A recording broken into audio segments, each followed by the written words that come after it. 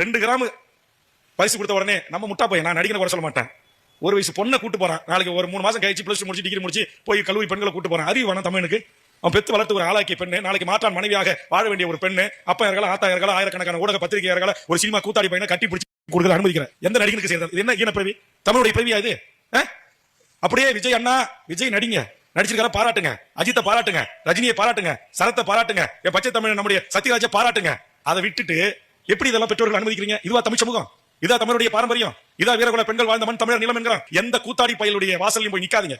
எந்த கூத்தாடி பையனுக்கு பிறந்த நாளா இருந்தா உங்களுக்கு என்ன? என் பேர் காயத்ரி. திமுக எம்எல்ஏ பண்டுட்டி எம்எல்ஏ வேல்முருகன் அவங்களுடைய மனைவி நான், முன்னாள் மனைவி நான்.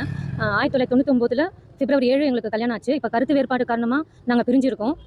இப்போ வந்து கோர்ட்டில் கேஸ் நடக்குது, காஞ்சிபுரம் கோர்ட்டில்.